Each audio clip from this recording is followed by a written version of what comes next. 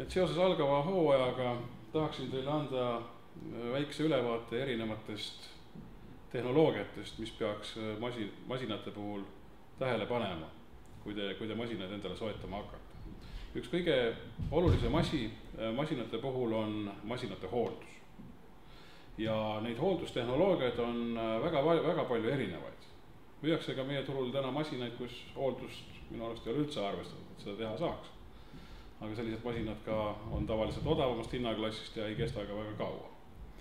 Grillide puhul reeglina väga odava raha eest väga head masinad kahjuks ei saa. Aga siin ma näitaksingi teile ühte tehnoloogiat, kuidas on lahendatud masina puhastamine. Antud masinal on koostöökomponendid juba niimoodi arvestatud, et seda masinat on võimalik puhtaks põletada, sõna otseses mõttes. Põletamisviis on üks kõige efektiivsemaid rasvast lahtisaamise vorme, kuna tuli leiab selle rasva nüüd igalt poolt üles, et kui te tahate sinna kuskile masinale lapi või lõpuks siis, kui on hooldamata jäetud pahti labidega vahele minna, see uskuge mind, ja sealt masinas seda rasva enam kätte ei saa kõike. Aga tuli saab igalt poolt selle asja kätte. Et kuidas need komponendid, kui te masinat ostate, peaksid olema koostatud? Esiteks masina korpused ise. Siin on tegu nüüd lameeritud alumiiniumkaanega, mis jookseb rullide peale. Kui ta oleks nüüd tagant hingedega, siis nii kõrget temperatuure, et masinat puhtaks põletada, selle masinaga saavutada ei saaks, ta põletaks lihtsalt hingeneedit läbi ja ta kukuks ka tükjavast pealt ära. Siin jookseb ta rullikute peal. Ehk taga ei saa midagi juhtuda suurte temperatuuride põlemist. Siis sellel masinal, tal on resti ja plaadi süsteem. Võtan selle plaadi pealt ära. Hetkeks. See masin on varustatud 3, iga nupu taga on põleti. 3 suure võimsa malmpõletiga, tegu on nüüd valumalmist põletiga, mis on pealt katusega. Ja katuse servaräästa alt jookseb tuli. Kui nüüd siia peaks sattuma rasv peale, siis see rasv kuna ta on juba väga kõrge temperatuuriga on see malm, siis ta peaks koheselt ära aurustama.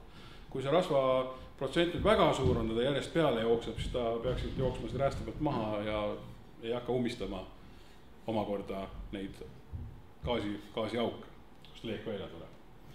Nüüd need samad põletid võimaldavad sellel grillil saavutada ülikõrget temperatuuri, et kui me vaatame grillinuppu, siis selle grillinupul esimene aste, nupul on kõigil aste lukk peal, lükata sisse, keerata, siis esimene aste sellel masinal ongi suure leegi pildiga. See ongi selle jaoks, et tegelikult masinat puhtaks põletada. Et sellega nüüd süüa teha väga ei saa, sest ta põletab liha ära.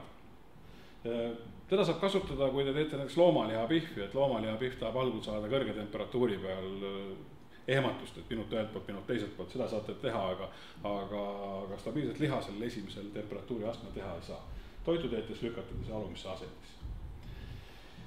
Ja seesama põletussüsteem nüüd näeb välja väga lihtne.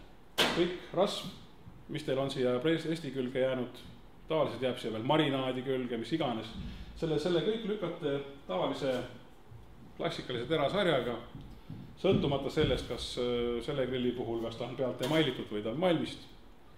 Email kannatab samamoodi terasarjaga nühkimist. Lükata selle marinaadi kõik siit selle plaadi all oleva vaheplaadi peal. See vaheplaad toimib omakorda, võtan ta siit välja, ta toimib omakorda põleti kaitsena, kuigi seda malmpõletit nüüd väga kaitsta ei ole vaja. Aga tal on selline nipp, et ta kogu selle rasvakihi enda peal.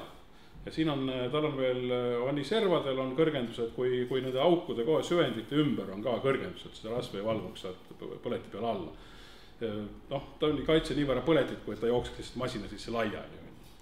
Ja nüüd, kui te olete selle rasva sealt alla lükanud, või mis on see ise kukkunud, keerategi selle masina maksimumvõimsuse peale, panete kaane kinni ja lasete sellel masinal 3-5 minutit käia, täisvõimsusel, kõik 3 põletit. Ja juhtub see, et kui te teete kaane lahti, kui teil enne oli see plaat, kui rest oli pealt,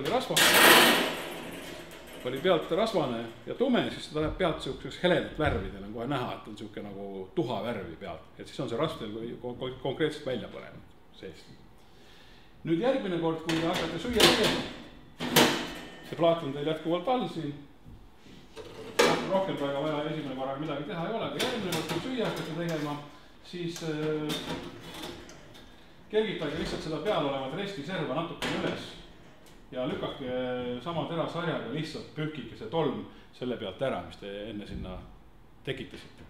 See on nüüd selle jaoks, kui teil hakkab sinna uus rasv peale voolama, sellele eelmisele põlenud tolmule, siis see uus rasv hakkab siduma vanu tolmu osaks ja tekitab teile küünatahi ja teil läheb see leek jälle alt põlema. Ja selle on lihtsalt vaja ära lükata. See tolm iseenesest peab kukkuma siia alusvanni peale, selle lüli käib eest osast välja väga lihtsalt. Aga siia vannile peab jõudma ainult tolm. Siia tegelikult rasv ei peaks jõudma, eriti. Mõned tilgad, aga seda on väga-väga vähe. Seda alusvannide hooldate suve jooksul 2-3 korda valate lihtsalt tolmust tühjaks. See on üks väga efektiivne ja väga lihtne süsteem.